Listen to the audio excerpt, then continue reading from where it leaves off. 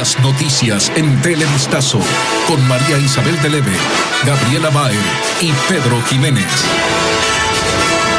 Amigos, buenas tardes. Iniciamos en Siria, donde la coalición de la oposición denuncia que cerca de 1.300 personas han muerto hoy en un ataque desde el aire que habría incluido cohetes con gas venenoso. La nueva masacre en Siria conmociona a la comunidad internacional, que pide a la ONU una investigación de manera urgente. Se trataría del peor ataque con armas químicas desde hace décadas. El gobierno de Bashar al-Assad negó inmediatamente que haya usado este tipo de armas y dijo que todo es un engaño. En tanto, hay heridos en los hospitales y centenares de cadáveres son llevados a morgues improvisadas. Videos colgados por los grupos de oposición muestran a decenas de cadáveres, muchos de ellos niños, tendidos en el piso, envueltos en mantas blancas. La mayoría no tiene signos de violencia y, según los rebeldes, murieron envenenados luego de un intenso ataque con armas químicas en Damasco, lanzadas desde el aire por el ejército fiel al presidente Bashar al-Assad. Otras imágenes se grabaron en un hospital donde se observa a muchas personas siendo atendidas por problemas respiratorios. Otras se quejan de náuseas, echan espuma por la boca y muchos tienen las pupilas dilatadas. La crudeza de los videos ha impactado al mundo y varias potencias han exigido el cese de la violencia. 5 miembros del Consejo de Seguridad de la ONU, entre ellos Reino Unido, pidieron una reunión urgente del organismo para tratar el tema. Aquellos que ordenan emplear armas químicas y aquellos que las utilizan, no tengan dudas de que trabajaremos de todas las maneras posibles para lograr que rindan cuentas. A través de los medios locales, el régimen del mandatario negó la acusación y dijo que es una trama para engañar a la ONU, que precisamente hoy envió a un grupo de expertos en armas químicas para investigar anteriores denuncias. De su lado, el portavoz de la Coalición Nacional Siria denunció que la pasividad de toda la comunidad internacional solo se puede interpretar como un apoyo al mandatario. Según denuncias de la oposición, el gobierno sirio tiene una de las mayores reservas del mundo de gases letales, conocidos como mostaza y sarín. Mientras tanto, se intensifica el éxodo de los sirios hacia Irak en una de las mayores oleadas de refugiados desde que comenzó la rebelión en enero del 2011. La guerra interna en Siria lleva más de 2 años y ha dejado una estela de muerte y destrucción en gran parte del país. Los rebeldes opositores al gobierno de Bashar al-Assad siguen buscando una salida, pero el conflicto parece lejos de terminar. En enero del año 2011, un manifestante se inmoló a manera de protesta contra el gobierno del presidente Bashar al-Assad y fue la primera señal de lo que estaba por venir. Ya para el mes de marzo, la escalada de violencia alcanzaba las principales ciudades sirias y a pesar de las concesiones a las que el gobierno parecía estar dispuesto, ofreciendo liberar a 200 presos políticos, los disturbios continuaron. 50.000 manifestantes intentaron llegar a Damasco, la capital, y para junio se daban los primeros ataques con artillería pesada en la ciudad de Rastán. Se denunciaba la primera masacre que involucraba a niños en Siria. Para entonces, el gobierno del presidente Bashar al-Assad tildaba a los rebeldes de terroristas y la persecución se extendió por todo el país. En las ciudades de Homs, Alepo, Latakia e incluso en las afueras de Damasco se libraron combates y los bombardeos fueron intensos. La actividad militar contra los rebeldes no ha cesado y los muertos ascienden a 100.000 desde el inicio del conflicto, una cifra que primero fue dada por la oposición y luego confirmada por la Organización de las Naciones Unidas. La organización y la Liga Árabe han intentado durante meses encontrar una solución negociada. El exsecretario general y enviado especial para Siria, Kofi Annan, se retiró de la misión cumplido el plazo. La ONU redujo el número de observadores y el nuevo enviado especial, Lahar Brahimi, aún no consigue el objetivo. Y aunque Estados Unidos había señalado que el régimen de al-Assad tenía los días contados, el conflicto lleva ya 2 años y 8 meses sin una solución a la vista.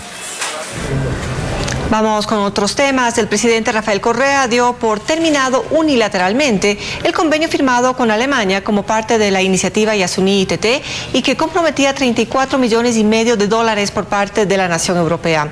También se refirió a una alternativa económica para no intervenir en el Parque Nacional. Lo hizo durante una entrevista televisada con representantes de medios extranjeros. El diálogo fue moderado por el periodista y embajador ecuatoriano ante la ONU, Javier Lazo. Sobre una probable consulta popular por el Yasuní. Así que quiero una consulta, vamos. Yo estoy seguro que diciéndole la verdad al pueblo ecuatoriano venceremos nuevamente. Pero algunos, además de mentirositos, estar engañando, son perezosos y no quieren recoger la firma. Recójanla. Si tienen tanto apoyo, que la recojan. Alternativas económicas para el Yasuní. Hay una manera que todos contribuyamos al Yasuní ITT. Lo podemos revivir, si ustedes quieren. ¿Cómo? Quitando el subsidio para la gasolina. Ahí serían como 3.000 millones anuales para el fondo Yasuní ITT y se reduciría el consumo de hidrocarburos y las emisiones de CO2.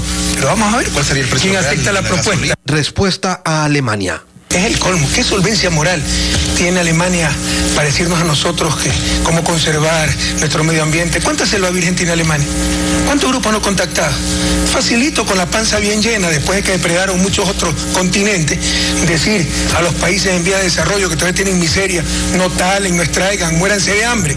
Pero nosotros disfrutamos para turistear de la selva que ustedes van a conservar siendo tontos útiles.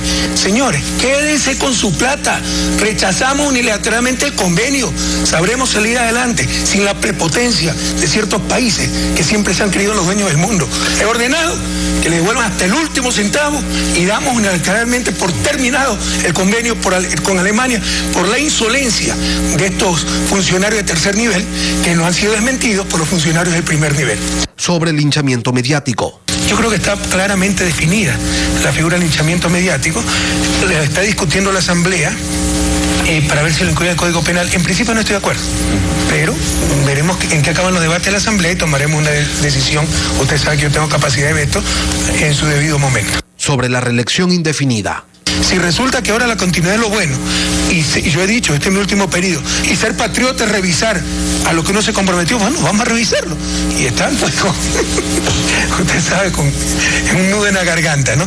Pero nosotros no hemos cambiado de postura, este será mi último periodo, lo hemos dicho, para evidenciar la doble moral de esta gente.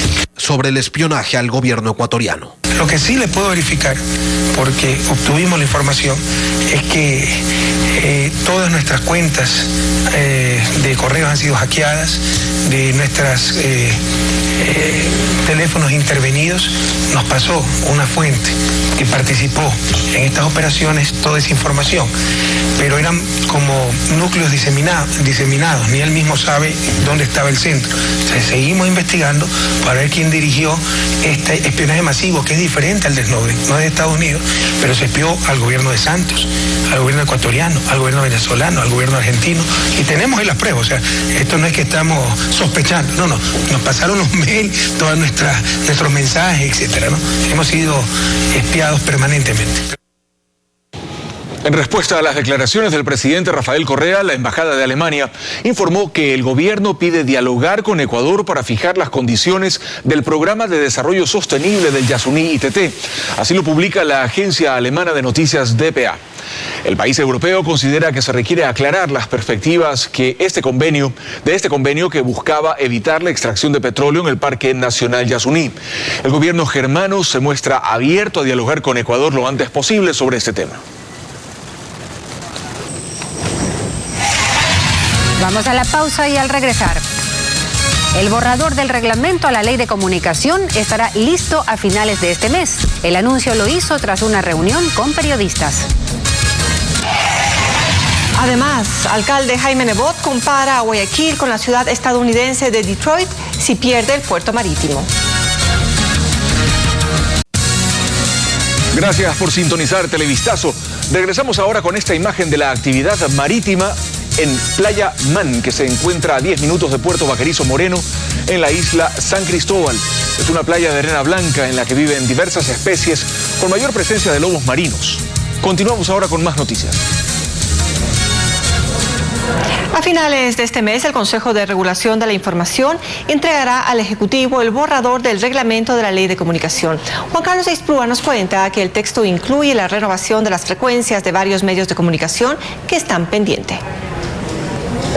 Esta información surgió tras el desayuno de trabajo del secretario de Comunicación Fernando Alvarado con el personal de la SECOM, el Consejo Regulador y los periodistas locales. Patricio Barriga, presidente del Consejo de Regulación de la Información, dijo que en los próximos días el organismo entregará al presidente Rafael Correa el borrador del reglamento de la Ley de Comunicación. Llegamos a un acuerdo preliminar para que nosotros propongamos un borrador sobre la base del conocimiento y la experticia que tiene cada uno de los consejeros.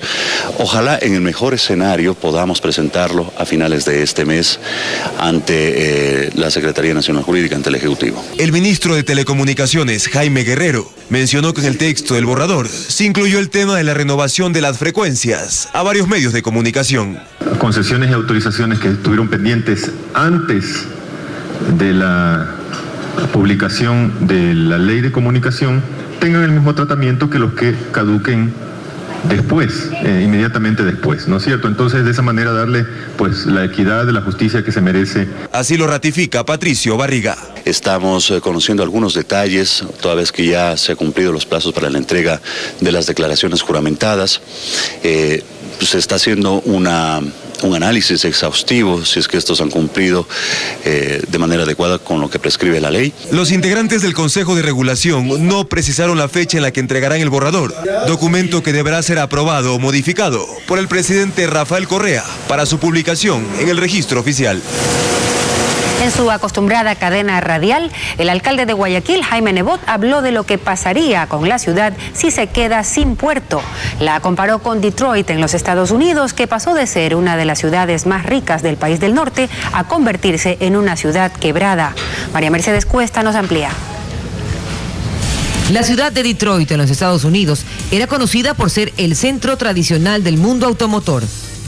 Luego de ser la ciudad más rica de ese país, se convirtió en una ciudad fantasma, formalmente declarada en quiebra por su alcalde. Jaime Nebot explicó que la industria automotriz era la esencia de esa ciudad norteamericana y su motor económico, tal como lo es el puerto para Guayaquil. El puerto, los puertos de Guayaquil, porque son uno del Estado y 13 privados, son más importantes para Guayaquil que la industria automotriz para Detroit. Si liquida la actividad aeroportuaria aquí, la actividad portuaria aquí, quiebra la ciudad, quiebran los habitantes de la ciudad. Afirmó que su compromiso se mantiene. Vamos a dragar.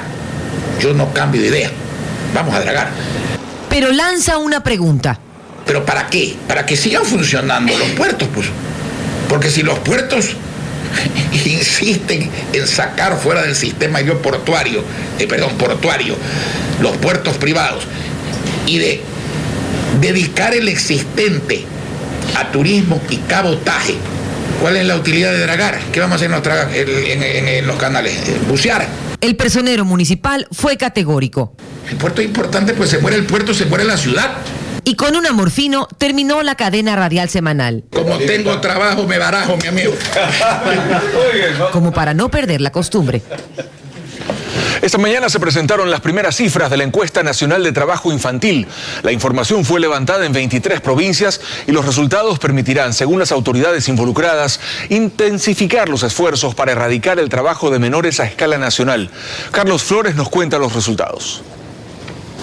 La información fue levantada desde noviembre del año anterior en todas las provincias del país, a excepción de las Islas Galápagos. Según las cifras que maneja el Instituto Ecuatoriano de Estadísticas y Censos, INEC, en el país existen 359.597 niños, niñas y adolescentes, comprendidas entre 5 a 17 años que trabajan, lo que equivale al 8.56% de la población en ese rango de edades. José Rosero, director ejecutivo del INEC, además especificó en qué provincias es mayor el impacto del trabajo infantil. Son las provincias de Cotopaxi, Bolívar, Chimborazo, es decir, en la Sierra Central.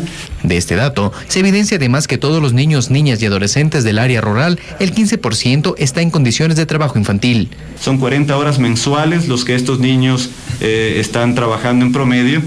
Y en términos de ingreso, reciben un ingreso también mensual de $100. El estudio además permitió conocer que el 56% de niños, niñas y adolescentes que trabajan realizan actividades consideradas peligrosas. Cecilia Vaca Jones, ministra coordinadora de Desarrollo Social, resaltó la importancia de la información obtenida, pues con ella se podrá identificar los territorios en donde se debe incrementar los esfuerzos para erradicar el trabajo infantil. Ese niño no pierda la oportunidad de tener acceso a lo que le corresponde y a lo que es su derecho fundamental al ser un niño o adolescente que en esa edad debería estar haciendo actividades específicas. El estudio se lo realizó en 31.867 hogares con menores y adolescentes.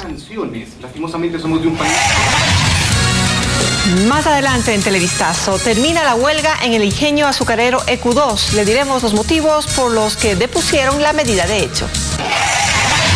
Y también desarticulan a una banda de presuntos asaltantes en el sur de Quito. 5 personas fueron detenidas.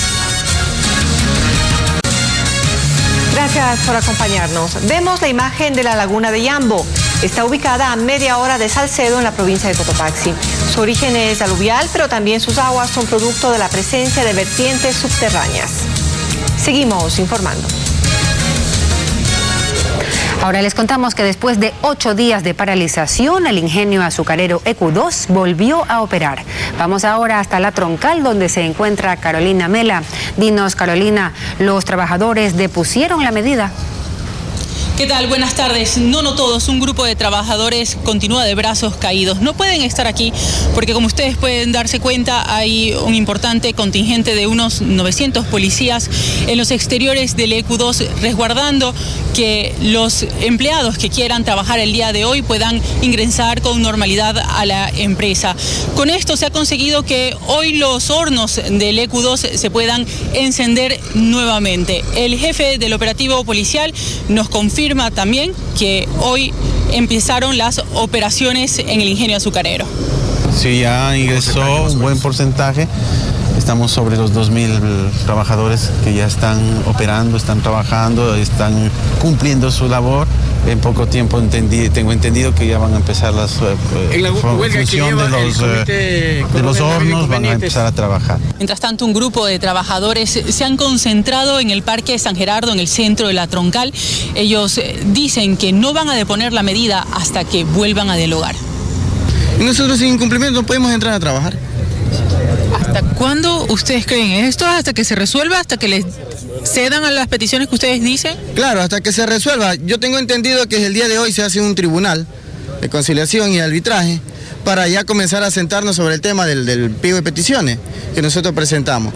Pues bueno, estamos esperando que nos notifiquen para proceder a las audiencias, ¿no? Según un boletín que envió el EQ2, ellos están dispuestos a dialogar, siempre y cuando se hagan por los canales legales. Ese es nuestro informe.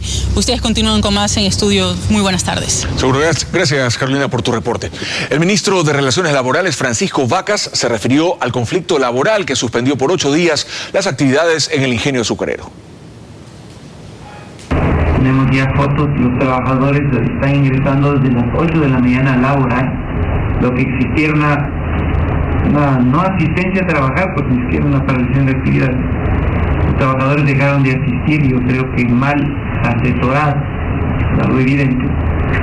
Hoy han empezado a ingresar a trabajar ya normalmente, están los trabajadores desde las 8 de la mañana ingresando a trabajar. El conflicto se resolverá como manda la ley a través del Tribunal de Conciliación de Arbitraje. El día de hoy se ha notificado a las partes que designen vocales para que todas las peticiones que realicen el comité con toda legitimidad y con la razón si que les asiste sean resueltos por el tribunal. Esta madrugada fue desarticulada en el sur de Quito una supuesta banda de asaltantes. 5 sujetos fueron detenidos con armas de fuego durante un operativo de la Policía Nacional. Denis Molina con los detalles de la detención. Son los 5 ciudadanos detenidos en un operativo de la Policía Judicial y del Grupo de Intervención y Rescate. Los uniformados estaban tras la pista de los supuestos antisociales luego de varias denuncias de asaltos en viviendas en el sur de la capital. Los presuntos delincuentes rondaban el sector de Carcelén en horas de la madrugada en un vehículo gris cuando intentaron escapar al percatarse de la presencia policial. De resultado de esto tenemos 5 detenidos con 2 armas de fuego. Al momento que se percataron de la presencia policial, intentaron darse a la fuga y en ese momento nosotros procedimos con los equipos del GIR a interceptarlos. Los detenidos fueron trasladados hasta la Policía Judicial para las investigaciones respectivas, pues se los vincula con el asalto de un sinnúmero de viviendas en el sur de Quito. Gracias a las denuncias y al seguimiento que estaba haciendo la Policía Nacional, pues les agradecemos y que siempre sigan colaborándonos y pues que estos facinerosos guarden prisión. Ellos pertenecerían a una importante banda delincuencial. Ciudadanos de nacionalidad colombiana denuncian que son víctimas de persecución y xenofobia por parte de las autoridades ecuatorianas tras la declaración de lucha contra la usura. Paul Martillo nos cuenta que tras la detención de 35 personas la semana pasada, hay temor entre los colombianos.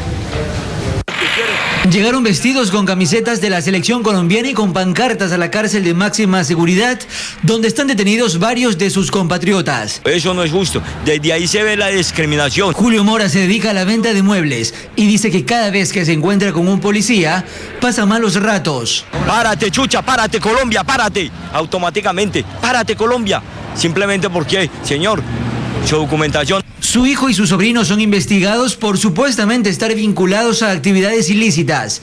Y no es el único caso. Y la xenofobia que no se puede cambiar. Andrés Puentes es refugiado, pero siente que desde hace un par de meses la gente lo mira con recelo.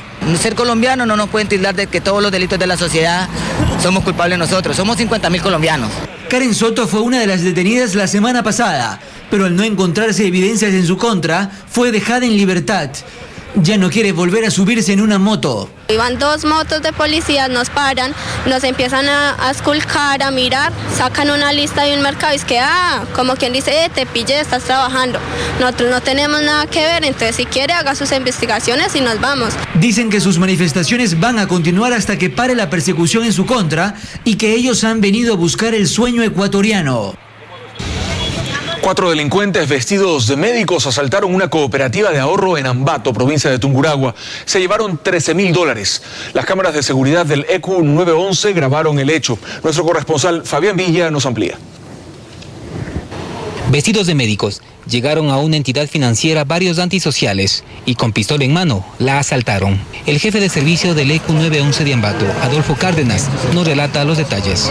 En la cooperativa de ahorro y crédito de la Cámara de Comercio de la ciudad de Ambato, la misma que fue visitada por 4 antisociales con armas de fuego, los mismos que proceden a amedrentar al guardia de seguridad y a las personas que laboran en dicha cooperativa, produciéndose un perjuicio en alrededor de $13.000.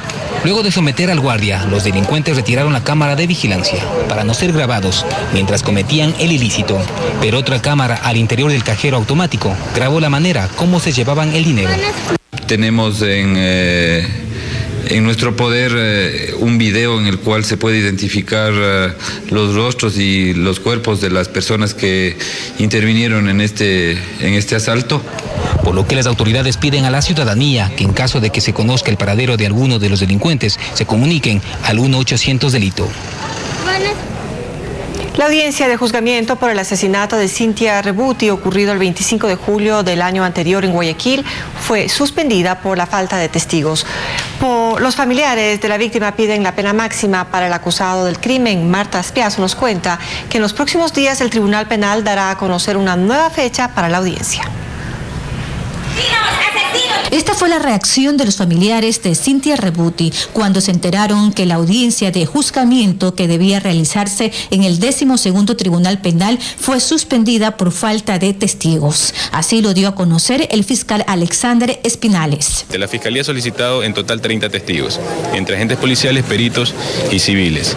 Lamentablemente no alcanzamos el 50% de la prueba y obviamente en esas condiciones como Fiscalía no podemos ingresar en un caso tan delicado como este de trascendencia. El padre de la víctima, Osvaldo Rebuti, denuncia que ha transcurrido un año desde que su hija fue encontrada muerta y todavía no hay un dictamen contra el principal sospechoso. Reclama también la lentitud del proceso. Nosotros, la familia Rebuti y toda la ciudadanía en general, para que no siga habiendo más feminicidios, para que no siga habiendo más este tipo de asesinatos, esperamos que la pena máxima. Por este delito, el procesado podría enfrentar una pena entre 16 y 25 años de reclusión mayor ordinaria. El padre de la joven asesinada recuerda cómo ocurrieron los hechos. Por versiones de amigos de su hija, se enteró que el procesado la citó para hablar de negocios. Luego de eso, Cynthia fue hallada desnucada el 25 de julio de 2012 dentro de su propio vehículo. El presunto autor del crimen se encuentra en la penitenciaría del Litoral desde el 27 de diciembre del año pasado, tras ser extraditado desde Chile.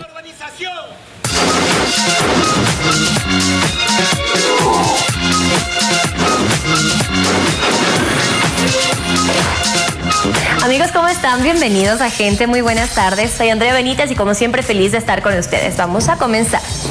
Danzas Jazz está ultimando detalles de lo que será la puesta en escena de Shrek, el musical. En esta nota, Josabeth Carchi nos adelanta algo de un show pensado para disfrutarlo en familia.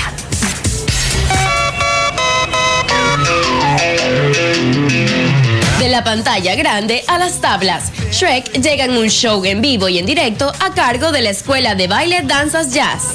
La obra reúne a grandes artistas nacionales como Luis Ernesto Pérez en el papel de Shrek. No es Luis Ernesto el que está cantando, es Shrek. Entonces, darle esos matices de personificación han requerido una preparación psicológica de encontrar el ogro que hay en mí. Nicole Rubira, esposa de Ernesto, en el papel de Fiona. Trabajar con mi esposo es algo espectacular, por la química, nos llevamos bien. Patricio López como Lord Farquhar. Y creo que es la primera vez que hago el papel de villano. Soy de un villano engreído y malvado. Y Danilo Esteves como el gracioso burro. Son todos invitados para que vayan a ver Shrek, el musical, con el burro, Fiona, Shrek, Lord Farquaad y todos los personajes de Zulu. Su director, José Miguel Salem, nos cuenta un poco más de lo que veremos. Y bueno, la historia no te podría decir que es la 1, la 2 o la 3. Es como que es la historia central, adaptada a una comedia musical. Con esta obra, la escuela celebra sus bodas de plata, pues cumple 25 años. Y las funciones serán los días 7 y 8 de septiembre en el Teatro Centro de Arte. Y podremos disfrutar de las ocurrencias de todos los personajes en vivo y en directo.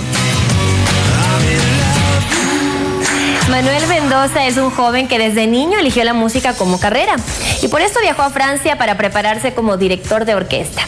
En una visita que hizo al Ecuador brindó un recital del que nos cuenta María Cecilia Moreno. Veamos. Él es Manuel Mendoza y a sus 20 años se perfila como director de orquesta, algo que le apasiona y que lo llevó a estudiar dirección musical en la ciudad francesa de Estrasburgo. Pienso que dentro de la experiencia musical es un sueño cumplido lograr estudiar la materia de dirección orquestal con excelentes profesores, que se caracteriza Europa en general. Durante sus vacaciones decidió ofrecer este recital junto a los alumnos de la orquesta del Colegio República de Francia, en donde él estudió. Su sueño es claro, hacer que todos los jóvenes de colegios aprendan música y que este amor por el arte sea inculcado a las futuras generaciones. Y por lo pronto su capacidad fue muy bien demostrada.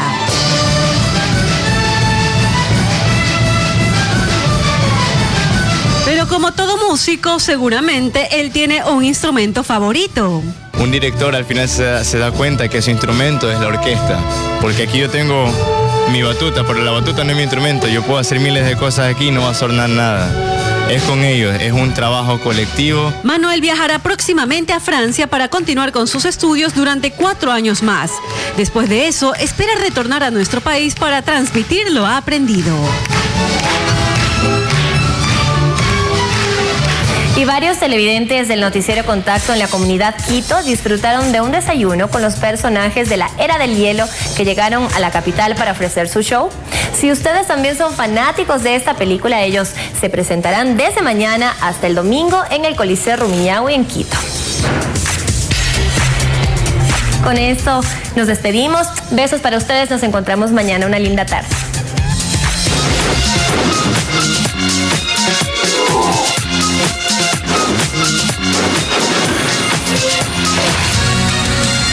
Nueva pausa y más adelante en Televistazo. El paro nacional en Colombia sin tregua. 85 manifestantes detenidos en el tercer día de protestas. Y también a causa del paro en Colombia, los pasajeros que pretenden ingresar al Ecuador deben hacer transbordos. Continuamos. El colapso de un depósito de residuos mineros en el cantón Azuayo Ponce Enríquez contaminó los ríos con los que se riegan los cultivos, especialmente de banano en Tenguela, en la provincia del Guayas. Nuestro corresponsal, Fabricio Lapo, recorrió la zona afectada y nos tiene un informe. 8 días después de que colapsara una de las 3 relaveras de la minera Barranco Colorado en Ponce Enríquez, provincia de Azuay, Los efectos de la contaminación son evidentes en los canales de riego de unas 3.000 hectáreas de banano y cacao de Tenguel en Guayas. Miguel Guanoquiza dice que ellos riegan sus sembríos con las aguas de los ríos Gala y Río Chico, que fueron afectados con el derrame de miles de toneladas de arena con residuos de desechos sólidos del procesamiento para obtener oro. En el 2000 nos mataron millones de peces, ahora nos contaminan todos los canales de riego, todos los drenajes nos los contaminan con los sedimentos que quedan. ¿Qué futuro nos espera para el sector agropecuario, por Dios? Las empacadoras de unos 60 pequeños productores de banano de la zona lucen vacías desde la semana pasada porque dejaron de producir 40.000 cajas de fruta debido a la contaminación de los ríos.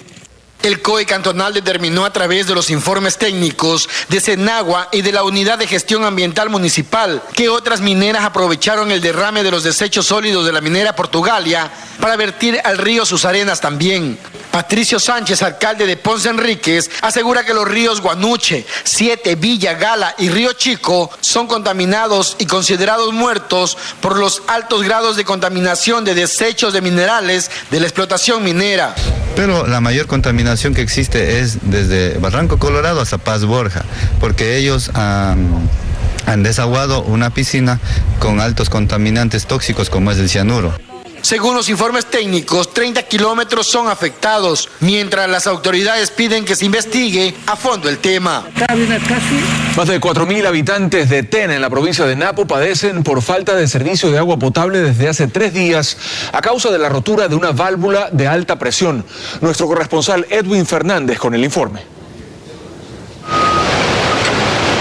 3 días llevan sin agua los habitantes de Tena, luego de que los trabajos programados de construcción de una variante hacia los terrenos de la futura Universidad Estatal Iquia y el colapso de una válvula de alta presión obligaron a suspender el elemental servicio. Esto provocó la reacción de la ciudadanía, que realizó manifestaciones que pretendían llegar a la casa del alcalde Washington Varela, lo que fue impedido por la policía y solo pudieron hacerlo a pie en medio de gritos contra la autoridad. Fabián Moreno reclamó airadamente por el desabastecimiento. ¿Cómo puede ser posible que nos cobran altas tasas por el servicio de agua y nos dejan, discúlpeme, 3 días sin el servicio básico? Quienes salieron a las calles del centro de Tena estaban molestos. No concebían que una ciudad rodeada de ríos no tenga agua, como dijo Marcelo Vega.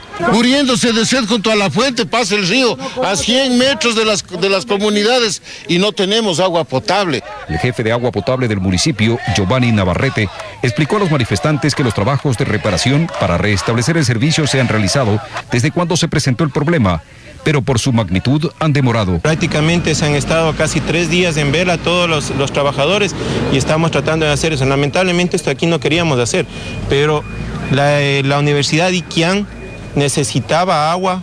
Mientras tanto, la ciudadanía sigue expresando su inconformidad. Aún se desconoce cuándo el problema será resuelto en su totalidad. Tercer día de protestas en Colombia. Las autoridades han detenido a 85 personas por enfrentamientos entre manifestantes y policías. El uso de bombas artesanales ha dejado 2 agentes heridos en lo que va de este paro nacional. Campesinos, comerciantes y ganaderos colombianos se mantienen en pie de lucha en el tercer día de huelga nacional indefinida.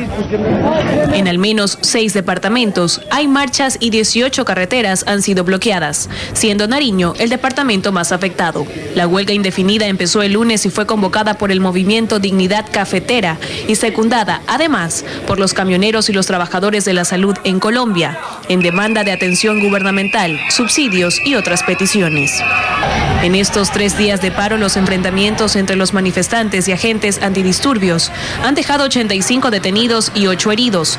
También se conoce que hay 2 policías heridos en el Cauca, tras ser agredidos por huelguistas con artefactos explosivos de fabricación artesanal, conocidos como papas bombas. Según la agencia Europa Press, el paro en Colombia habría cobrado la vida de una persona en Boyacá. Las autoridades señalan que el país está en calma. Se esperan nuevas marchas en Bogotá, ciudad que también se ha sumado al paro nacional. Mientras tanto, decenas de pasajeros provenientes de Colombia que pretenden ingresar al Ecuador deben hacer largos trasbordos a causa del paro que ya lleva 3 días en el país vecino. Como nos informa nuestro corresponsal Cristian Tinajero, normalmente por el puente Rumichaca transitan unos 2.000 viajeros al día. Ahora no lo hacen más de 50.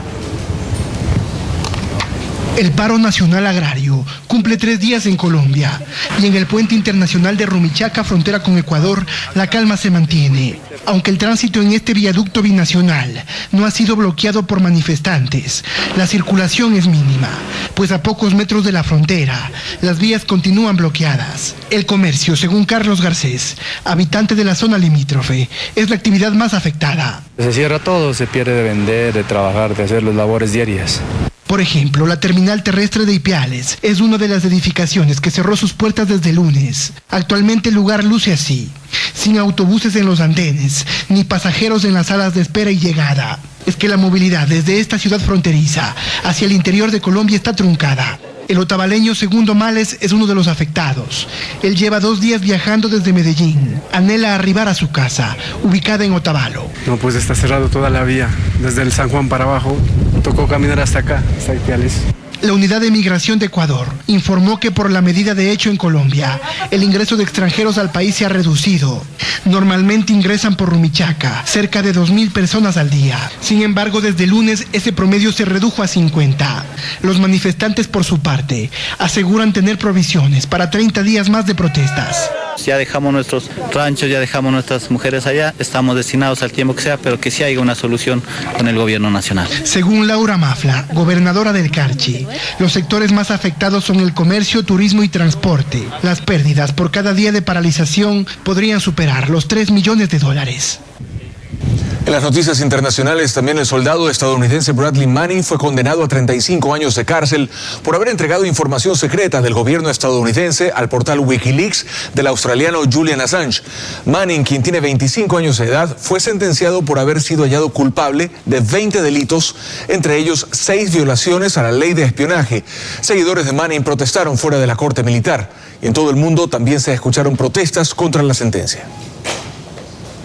Los ministros de Relaciones Exteriores de la Unión Europea suspenderán la concesión de licencias de exportación de armamento a Egipto luego de la fuerte represión del ejército contra los manifestantes, que ha dejado alrededor de 1.000 muertos.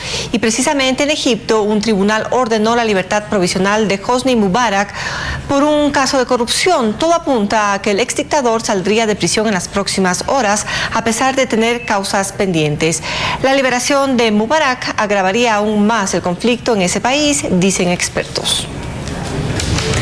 Y una nueva tendencia de hospedaje se hace sentir con fuerza en la ciudad de Nueva York. Se trata del glamping, un servicio que brindan varios hoteles en la Gran Manzana y que permite a los clientes armar carpas en las azoteas o en los patios como si estuvieran en medio del campo, pero con todas las comodidades de un hotel. En los dormitorios al aire libre se pueden disfrutar de videos románticos y un telescopio para mirar las estrellas o los rascacielos. Los precios oscilan entre los $300 y los $2.000 por noche. Continuamos con más información. El teniente del ejército, que se encuentra detenido por presunto delito de odio racial, pidió hoy al juez que le cambie la prisión preventiva por otra medida para que pueda defenderse en libertad. Jacqueline Rodas se encuentra en la Casa de Justicia, en donde se realiza la audiencia del caso. Jacqueline, buenas tardes. ¿Hay algún resultado? Sí, Gaby y amigos, buenas tardes. La audiencia fue corta, terminó ya hace algunos minutos y la decisión del juez sexto de garantías penales fue negar el pedido de sustitución de la prisión preventiva por otras medidas cautelares solicitado por el teniente del ejército Fernando E., quien está detenido desde el pasado 3 de julio acusado de presunto delito de odio. Recordemos que el ex cadete de la Escuela Superior del Ejército, Michael Arce, denunció que cuando fue su instructor lo habría discriminado por ser negro y también lo habría sometido a tratos crueles e inhumanos, decía él. Sin embargo, esta versión fue tajantemente rechazada por la defensa del militar. Recordemos que este es el primer caso que se judicializa en el Ecuador por un delito de odio. Al momento este proceso se encuentra en instrucción fiscal y están a la espera de la audiencia preparatoria de juicio que podría darse en los primeros días del mes de octubre. Entre tanto, el militar deberá volver a la cárcel 4 y esperar a que le pongan fecha para esta audiencia debido a la negativa que recibió hoy del juez sexto de garantías penales. Es la información que se genera en este momento aquí en la Casa de Justicia. Regreso contigo, Pedro. Buenas tardes. Seguro, gracias. Buenas tardes, Jacqueline. Jacqueline, por el reporte. El Consejo Nacional Electoral enviará a la Contraloría el informe de 4 organizaciones políticas que habrían hecho mal uso del fondo partidario. Ahí se determinan gastos por cirugías, medicinas y depósitos en cuentas privadas. Patricio Díaz nos amplía la información. El presidente del Consejo Nacional Electoral, Domingo Paredes, se mostró indignado. Asegura que varias organizaciones políticas no utilizaron éticamente los recursos que les entrega el Estado en el denominado fondo partidario. Por eso esa información se remitirá a Contraloría. Por la no justificación del uso de dinero que, de acuerdo a la Constitución y al Código de la Democracia, el fondo partidario tiene objetivos muy precisos de utilizar ese fondo para el desarrollo de la organización, el desarrollo de la conciencia de sus militantes. Y pone ejemplos. Habla de Sociedad Patriótica, dice que allí se determinó el uso de recursos en temas que no tienen que ver en nada con el funcionamiento del partido. Son casi $20.000 que se destinan a gastos en medicinas y a una intervención quirúrgica. Allí estarían gastos médicos por una reconstrucción vaginal y hasta por un examen prostático. Pero hay más. $44.000 que se utilizan para utilizar el fondo y depositar en cuentas personales de algunos dirigentes. A Sociedad Patriótica se suman el Movimiento Popular Democrático MPD, Pachacutic e Izquierda Democrática, quienes tienen gastos que no convencen al Consejo Electoral. Por eso, según René Molle, coordinador de participación política del organismo electoral, ahora queda la investigación en manos de Contraloría. Si es Contraloría, puede establecer glosas. ¿Contra las personas? Claro, contra el responsable del gasto. El director financiero de cada partido es el que responde por los fondos, independientemente que diga, no, a mí me ordenaron, no. Este análisis del fondo partidario hecho por el Consejo Electoral corresponde al año 2011, donde se entregaron algo más de $5 millones a 10 organizaciones políticas. Deportes es auspiciado por... Nueva Pizza Box de Pizza Hut. Por la compra de cualquier pizza mediana, llévate papas supremas y nuggets de pollo desde $13.99, solo en Pizza Hut. Hola, ¿qué tal? Buenas tardes. Iniciamos los deportes haciendo un recuento de la estrepitosa y accidentada derrota del Club Sport Emelec la tarde y noche del martes por Copa Sudamericana. El equipo de Gustavo Quinteros perdió 4-0 y tiene cuesta arriba su clasificación a la siguiente ronda del certamen. Veamos las anotaciones.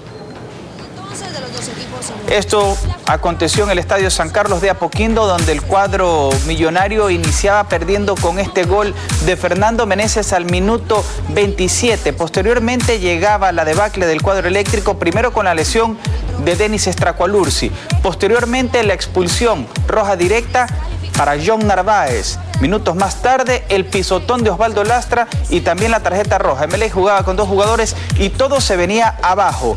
Cristian Álvarez al minuto 45 ponía el 2-0. Posteriormente, Nicolás Castillo al minuto 64 con la tercera conquista. Y sobre el final, ya en segundos de descuento, Matías Hadwe el 4-0. Y la goleada del equipo de la Universidad Católica sobre el Emelec, que jugará la próxima semana el partido de vuelta. Y por este mismo torneo, Independiente del Valle se alista para el cotejo de esta noche a las 20:30 contra la Universidad de Chile. Miriam Zambrano nos comparte los detalles de ambos equipos en la siguiente nota.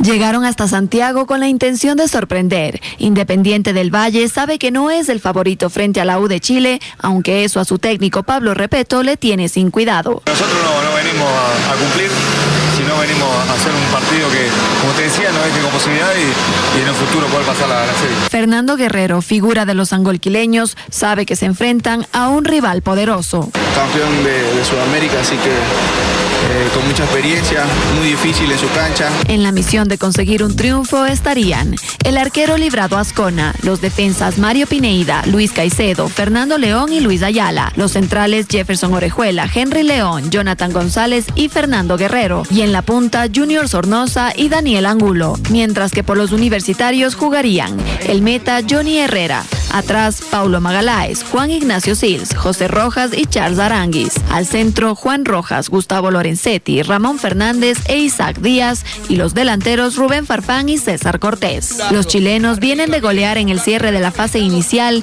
mientras que el cuadro ecuatoriano clasificó tras ganar de visita y eliminar al Anzoátegui de Venezuela.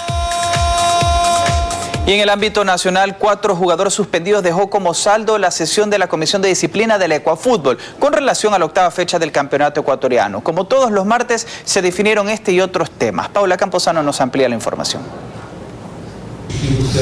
El pleito entre River Plate y Ferroviarios de la Serie B del fútbol ecuatoriano por la suspensión de un partido al tener ambas escuadras la misma indumentaria llegó a su fin, luego de que los dirigentes de los conjuntos y la comisión disciplinaria de la Ecuafútbol llegaran a un acuerdo. Mire, yo lo he aceptado retirar la apelación en vista de que hubo un reconocimiento de que quien violentó la norma, de quien no puso el fair play, fue el equipo rival. El comité ejecutivo de la federación determinó que este compromiso deberá disputarse en fecha a convenir. Los jugadores que fueron sancionados tras concluir la 8ª fecha del torneo, estos son: de Barcelona, Michael Arroyo, 1 fecha por acumular 5 tarjetas amarillas. Del Deportivo Quito, Alex Colón, con 2 fechas por insultos al árbitro.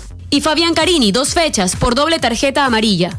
Del Manta, el técnico Fabián Bustos, 1 fecha de suspensión por reclamos indebidos. Y de Liga de Loja, Pedro Larrea, 2 fechas por doble tarjeta amarilla. Así también se estableció que los partidos de la fecha 10 de Independiente, Emelec y Liga de Loja quedarán postergados por la participación de estos equipos en Copa Sudamericana, con horario y fecha por definir. Y tras haber sido apelada la sanción al técnico Edgardo Bauza, la Ecuafútbol decidió que el estratega del cuadro albo podrá volver a dirigir desde el banco. Y el ecuatoriano Carlos Tenorio continúa cumpliendo una buena campaña en el fútbol de Brasil. Ayer por la noche, el jugador de Vasco da Gama marcó las 2 anotaciones en la victoria de su club sobre el Nacional de Manaus.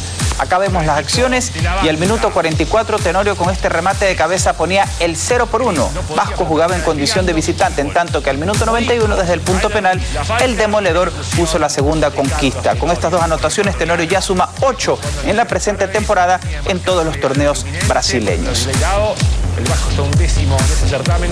Y despedimos contándoles que la venta de paquetes turísticos para el Mundial Brasil 2014 empezó hace 6 meses en Ecuador, aunque las agencias de viajes esperan que la tricolor clasifique y con ello aumente la demanda. Miriam Zambrano recogió varias opiniones sobre el tema. Es cierto que muchas decisiones dependen de que Ecuador clasifique al Mundial de Brasil 2014. Sin embargo, las operadoras turísticas ya ofrecen paquetes que van desde los $10,000 por 12 días y 3 partidos en adelante. Omar Santamarina nos cuenta lo que está asegurado con la compra de un tour. Paquetes incluye lo que es el ticket aéreo, el alojamiento, traslados, hotel, aeropuerto y también entradas al estadio, todas las comidas, en otras solamente el desayuno, lo que es city tours y cosas para que conozcas Brasil. José Clavijo, otro agente de viajes, asegura que por ahora lo que más tienen son reservaciones. Todavía no pagan la diferencia a nadie porque hay que esperar la sede justa de nos toca. Según los aficionados, esperaban que al ser el Mundial en Brasil, los costos fueran manejables. Sin embargo, Rodrigo Solís considera que se salen del presupuesto. Están elevadísimos y difícil irse. Arturo Cañadas, en cambio, está seguro de que vale la pena el sacrificio. Claro, haces turismo, conoces diferentes partes. Mientras tanto, lo que quieren por ahora es ver a la Tri en un nuevo Mundial, no importa desde dónde. Deportes fue auspiciado por Nueva Pizza Box de Pizza Hut. Por la compra de cualquier pizza mediana, llévate papas supremas y nuggets de pollo desde $13.99. Solo en Pizza Hut. Y ahora les contamos que un ecuatoriano desarrolló un dispositivo que ahorra combustible y reduce la contaminación. Su inventor le mostró a María Isabel Carminiani las aplicaciones de su creación en diversos tipos de motor.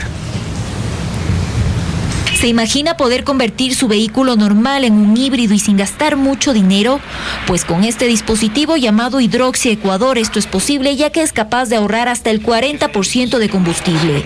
Acudimos en búsqueda de su inventor, César Torres, a quien le tomó 18 años desarrollarlo para que nos explique su funcionamiento. Nosotros tenemos la idea de que híbrido es el vehículo que funciona únicamente con gasolina y electricidad. No es así. Esa es una variante de los sistemas híbridos.